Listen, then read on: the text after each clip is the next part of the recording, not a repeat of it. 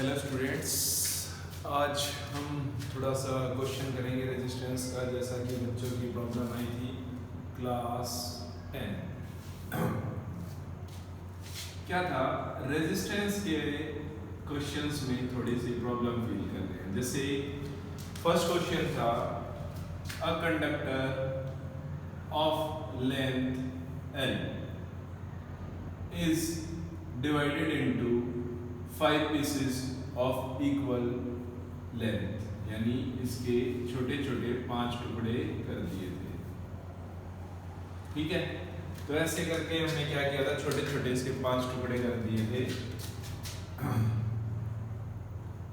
तो उसके बाद उन्होंने क्वेश्चन पूछा था कि अगर ये R है इसका रेजिस्टेंस और इन सब का R डैश है, क्या इक्विवेलेंट रेजिस्टेंस, क्या इक्विवेलेंट रेजिस्टेंस। तो what is the ratio of R upon R dash. काफी सिंपल क्वेश्चन था, एमसीक्यूज टाइप में था। तो इसको करते हैं, सबसे पहले हम इसको थोड़ा सा मैथमेटिकल करते हैं ताकि इजीली समझ आ जाए। ठीक है, तो सबसे पहले रेजिस्टेंस का फॉर्मूला लिखता हूं मैं, depend upon length per unit area. इस केस में मैं लेंथ और सिर्फ एरिया की बात करूंगा, क्योंकि ऐसे क्वेश्चंस में कभी भी मीडियम चेंज नहीं किया गया है। मीडियम चेंज करेंगे तो हम रेजिस्टिविटी की बात करेंगे, लेकिन ऐसे क्वेश्चंस में अब तक जितने भी आए हैं उनमें एक बार भी मीडियम चेंज नहीं हुआ है। तो resistance is directly proportional to length and resistance is inversely proportional to area. Means अगर R की वैल्यू इंक्रीज हो रही है तो डेफिनेटली लेंथ भी क्या होनी चाहिए, इंक्रीज। और अगर R की वैल्यू और इन दोनों का vice versa, vice versa means होता उलट, यानी अगर R डिक्रीज हो रहा है तो ऑब्वियसली L भी डिक्रीज हो रही होगी कहीं ना कहीं। या अगर R इंक्रीज हो रहा है तो इसका मतलब एरिया क्या होना चाहिए, डिक्रीज, या इसका भी वाइस वर्सा। मींस अगर रेजिस्टेंस डिक्रीज हो रहा है तो इसका मतलब एरिया क्या होना चाहिए, इंक्रीज। तो इसलिए मैं इसको बोलता हूँ डायरेक्टली प्रोपोर्शनल, इसको बोलता हूँ इनडायरेक्टली प्रोपोर्शनल। अगर नहीं समझ आया है तो कुछ ऐसा ही है, resistance is equal to by chance 100 centimetre. अब इसकी लेंथ 100 सेंटीमीटर है, सीधा सा R is equal to 100 ohm कर दिया हमने, 1 ओम ईच। अगर मैं R is equal to 1 upon 100, area उसका 100 है, तो जाहिर सी बात आंसर क्या होगा, 0.01, 0.01 ओम। अब देखो, जब एरिया बढ़ गया तो रेजिस्टेंस क्या होगा, घट गया। एरिया बढ़ गया तो रेजिस्टेंस बढ़ गया। तो इसका मतलब ये वाली जो टर्म है ये इस चीज को एक्सप्लेन कर रही है और ये वाली टर्म किस चीज को एक्सप्लेन कर रही है, इस चीज को। ठीक है, तो ये 2-3 चीजें हम यही लिखी रहने देते हैं।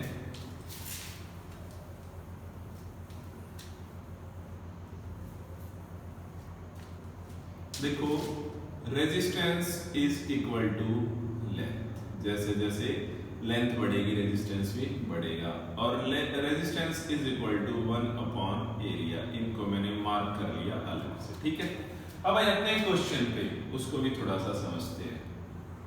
एक कंडक्टर है जिसकी लेंथ मैं मान लेता हूं 100। इसकी कितनी लेंथ है, 100। ठीक है, इसका एरिया मान लेता हूं 20। एरिया कितना मान लिया मैंने, 20, यानी length is equal to 100, area is equal to 20। ठीक है, कोई प्रॉब्लम नहीं है।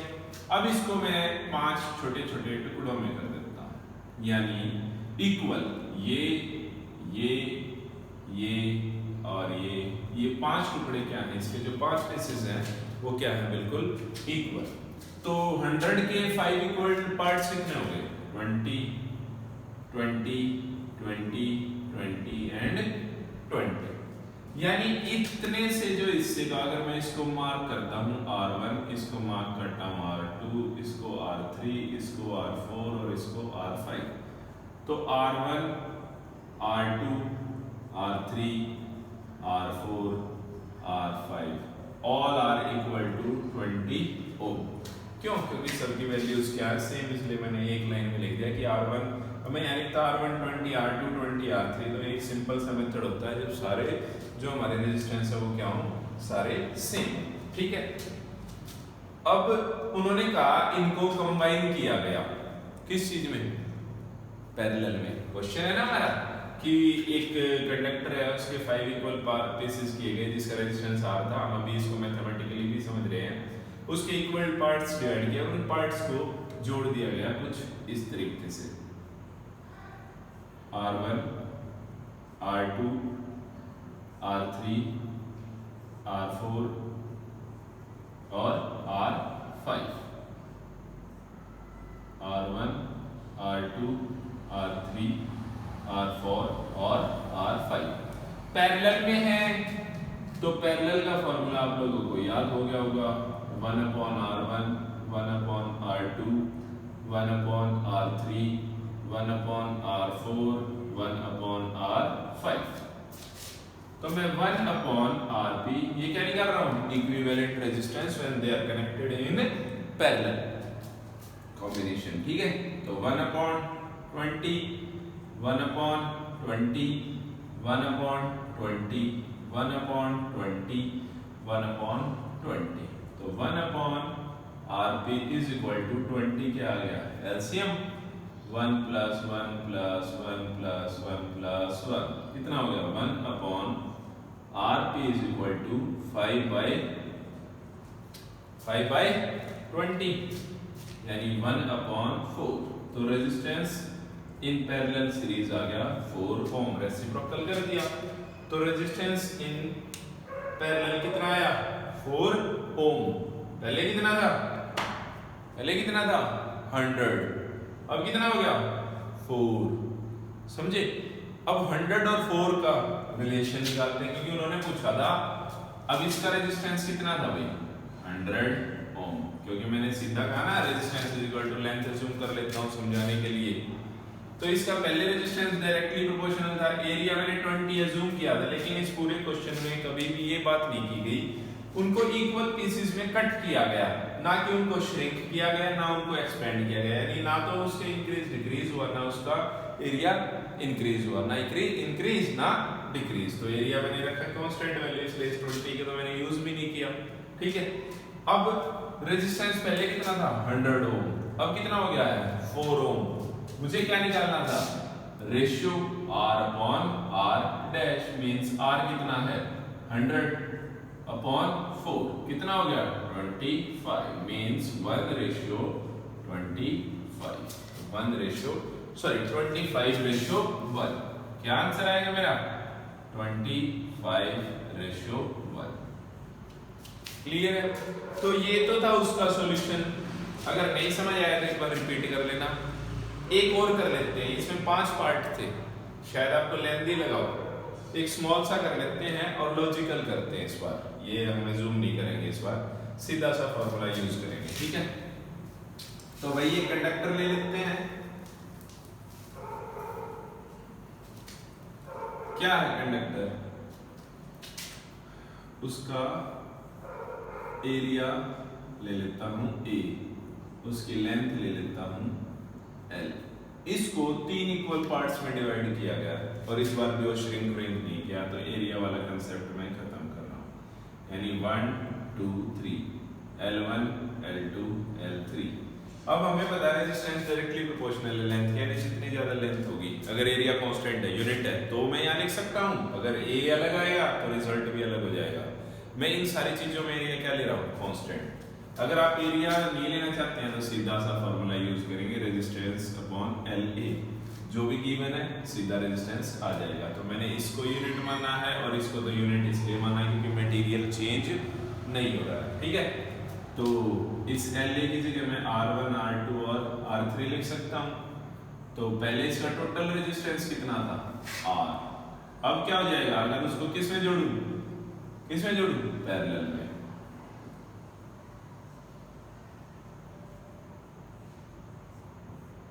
ठीक है, R1 R2 R3 कितना हो जाएगा 1 upon RP 1 upon R1 1 upon R2 1 upon R3। अब L की वैल्यू थी वो कितनी थी, जो भी L थी उसके 3 इक्वल पार्ट्स का मतलब क्या हो गया L/3 L/3 L/3। क्यों, क्योंकि इन सब का सम क्या होगा L/3 plus L/3 plus L/3 means 3L/3 means length. यही तो होगा 3 इक्वल पार्ट्स में जब मैं किसी चीज को डिवाइड करता हूं तो L/3 4 पार्ट्स में डिवाइड करना होता तो मैं क्या यूज करता L/5 4 7 में करना होता तो L/7 इक्वल में।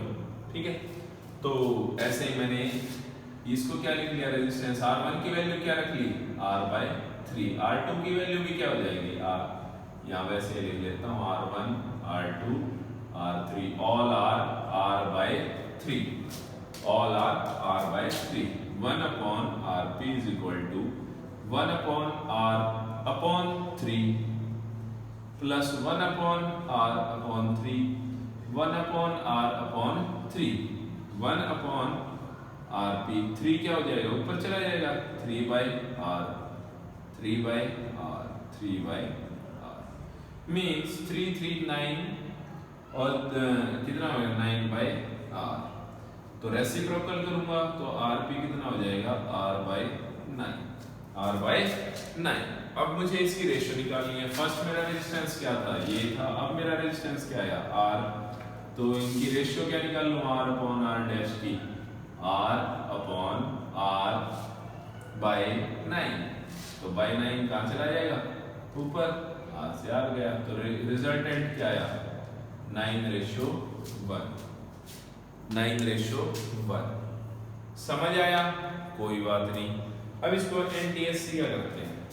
NTSC में मैं 2 आंसर्स पे ध्यान देता हूं, बहुत ही आसान रहेगा क्योंकि इसमें गड़बड़ नहीं होगी, लेकिन उसके लिए आपको क्वेश्चन पे थोड़ा सा ध्यान देना पड़ेगा कि कहीं ऐसा तो नहीं है कि टर्म चेंज है। देखो जब मैंने 5 इक्वल पार्ट्स में डिवाइड किया तो रेशियो आई 25:1, 3 इक्वल पार्ट्स में डिवाइड किया तो रेशियो आई 9:1।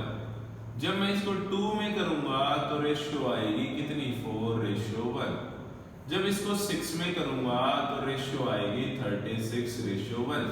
सीधा सा मेथड दिख रहा है, जितने भी इक्वल पार्ट्स में डिवाइड हो रहा है उसका स्क्वायर कर दो, सीधा सा आंसर है। कितने इक्वल पार्ट्स में 5 इक्वल पार्ट्स में है तो सीधा सा कितना रेशियो आएगा उसका 25:1। 3 है तो कितना हमने निकाला है 5 और इसका तो निकालना है, 2 का करके देखना है। 2 सेकंड में स्पीड में करते हैं 2 वाला। पहले रेजिस्टेंस कितना R, 2 इक्वल पार्ट्स में यानी R/2 R/2 इक्विवेलेंट रेजिस्टेंस कितना हो जाएगा 1 upon RP is equal to 2/R 2/R कितना हो जाएगा 4/R।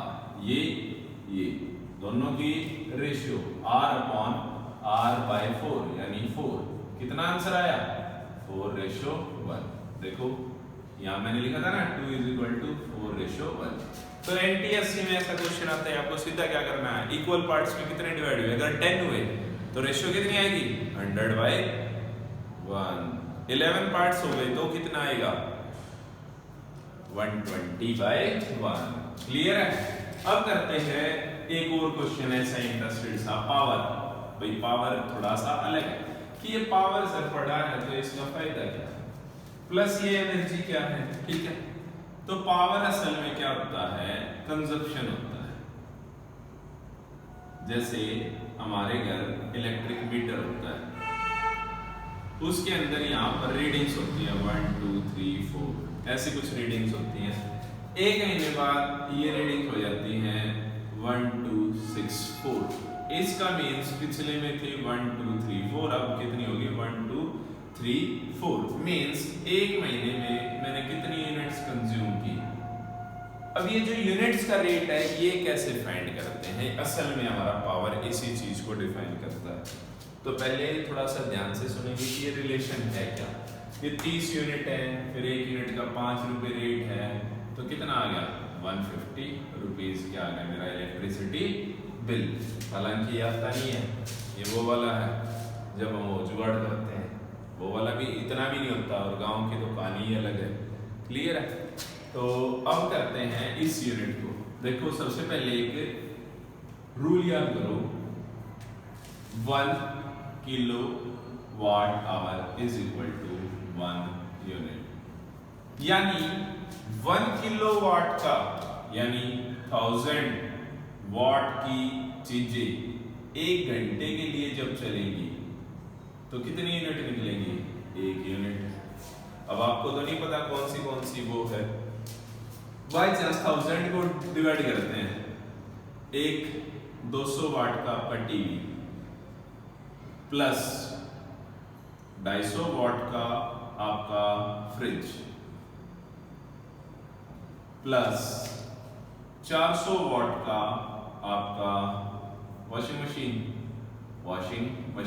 कितना हो गया? 600, 2 800, 850 प्लस 150, यही है ना, प्लस 150। तो 150 वाट का लगा लेते हैं, टीवी हो गया, फ्रिज,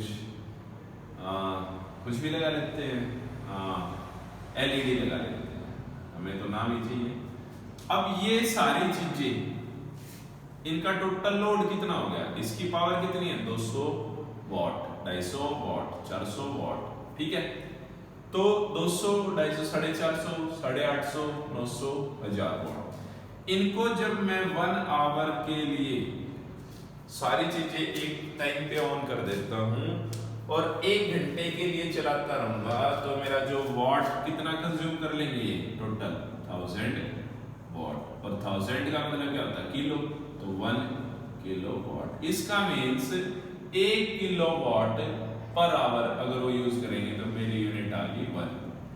अगर 1 यूनिट का 5 रुपीज है तो मेरा 1 घंटे का इन सब को कंज्यूम करने का जो मेरा खर्चा आया वो कितना आया? 5 रुपए। समझ आया? नहीं आया? अब देखते हैं उल्टा इसको कैसे।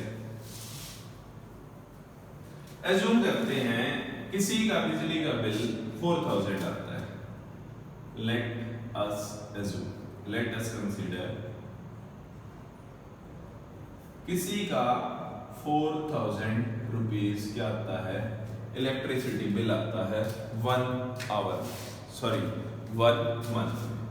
उसके पास 2500 वाट का एसी है, 2500 वाट का एसी है। इसके अलावा बाकी सारी सोलर पैनल से चलाता है, क्योंकि एसी बहुत ही हैवी लोड है और उसके पास इतना नहीं था, तो ट्यूब बल्ब वगैरह ये सारी चीजें कहां से यूज करता था? इलेक्ट्रिसिटी उससे, सोलर पैनल से करता था। वो सिर्फ बिजली वालों का यूज करता था, क्या?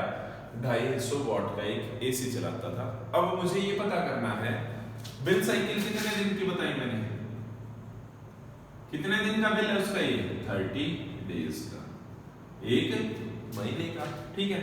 मुझे ये बताना है कि वो हर रोज इस एसी को कितने घंटे चलाता था और किस पावर पे चलाता था कि उसका जो बिल है वो कितना आता था? 4000 रुपए, ठीक है। तो सबसे पहले 250 वाट 4000 को डिवाइड करते हैं और एज्यूम कर लेते हैं कि भाई जो हमारा यूनिट रेट है वो कितना है? 5 रुपीज पर यूनिट। तो सबसे पहले तो number of the units consume, number of the units consume कितनी हुई? 4000 डिवाइडेड बाय 5, 800। कितनी यूनिट कंज्यूम हुई? 800 यूनिट। कितनी यूनिट कंज्यूम हुई? 800 यूनिट। यानी वो 1 महीने में कितनी यूनिट निकाल रहा? 800 यूनिट। और अभी अभी मैंने लिखा है 1 unit is equal to 1 kilowatt hour, ठीक है। अब मुझे पता चल गई कि ये कितना हो गया? 1 किलोवाट आवर की उसमें लिखूं तो ये कितना हो गया? 800 किलोवाट आवर, 800 किलोवाट आवर, ठीक है। 800 किलो तो मींस इतनी लिमिट हो जाएगी इनटू में आवर, ठीक है। अब वो 1 घंटे में कितना लगाता है? 250। तो मुझे यहां से आवर्स पता चल जाएंगे कितने हैं। आवर्स के लिए मुझे पास क्या हो जाएगा? 2500 कितना हो जाएगा? 25 3 जा 75, 25 2 जा 0, है ना, इतना ही हो जाएगा ना। तो कितनी 320 आवर टोटल उसने क्या किया, अपने उस एसी को चलाया, कितने दिन के लिए, 30 डेज के लिए। मुझे क्या निकालना है, एक दिन में कितना चलाता है। तो क्या करना है, टोटल आवर्स है, टोटल डेज है, तो number of the hours per day कितना हो जाएगा, 320 डिवाइडेड बाय 30, अराउंड 3 10 पॉइंट 3 3 यानी हर रोज वो अप्रोक्सीमेटली 10 आवर्स और 0.3 को अगर मैं कहूँ तो 15 मिनट्स अपना एसी क्या रखता, ऑन रखता, तब जाके वो 800 यूनिट खर्च करता है, जिसका 5 रुपए यूनिट के हिसाब से उसका जो बिजली का बिल आता है वो कितना आता है, 4000। क्लियर है सभी को, ठीक है। अब इसको और कर लेते हैं भाई, ये तो बहुत बड़ा क्वेश्चन था, प्लस उलट पुलट था, या मैं कहूँ थोड़ा सा लेवल हाई था। एक लैंप ले लेते हैं, एक टीवी ले लेते हैं। लैंप है 100 वॉट का, ठीक है, टीवी है 200 वॉट का, ठीक है। मुझे ये बताना है कि अगर दिन में दोनों 5 आवर्स चलते हैं, दोनों कितनी देर चलते हैं, 5 आवर्स, 5 घंटे के लिए चलाए जाते हैं। तो देखो 100 200 टोटल कितना हो गया, 300 वॉट एक घंटे में। 5 कितना हो गया, 5 3 जा 1500 वॉट, यानी हर रोज वो कितना पावर कंज्यूम कर रहे हैं, 1500 वॉट। महीने में कितना यूज करेंगे, एक दिन में जब 5 घंटे चलते हैं तो उनकी यूनिट आती है 1500 वॉट। हालांकि मैं इसको 1.5 किलोवाट भी लिख सकता हूँ, वॉट आवर, ठीक है। तो एक दिन का उनका कितना है, 1.5 किलोवाट, और इसको 1.5 किलोवाट की जगह मैं क्या लिख दूं, 1.5 यूनिट, यानी वो एक दिन में कितनी यूनिट निकालते हैं, 1.5, और 30 डेज में कितनी हो जाएगी, बताओ भाई, 45, कितना हो जाएगा, 45 0 यानी कितनी यूनिट्स कंज्यूम करेंगे ये एक मंथ में, जब लगातार हर रोज 5 घंटे एक लैंप 100 वॉट का और टीवी 200 वॉट का कनेक्ट किया जाएगा, तो कितनी यूनिट निकलेगी, 45 यूनिट। एक यूनिट का अगर रेट 5 रुपए है तो किसका हो गया, 5 5 जा 25, 5 4 जा 22, 225 रुपीस किस चीज का बिल है, सिर्फ एक लैंप और टीवी का, जब मैं उसको लगातार 5 घंटे कंज्यूम करता हूँ 100 वॉट्स को, ठीक है। अगर नहीं समझ आया है तो ऐसे ऐसे क्वेश्चंस आपकी एनसीईआरटी की बुक में है, वो सब करेंगे और निकाल लेंगे कि भाई असल में ये है क्या इलेक्ट्रोमीटर। बस एक रूल याद रखना, 1 kilowatt hour is equal to 1 unit, और 1 kilo means 1000 watt. Thank you for the day.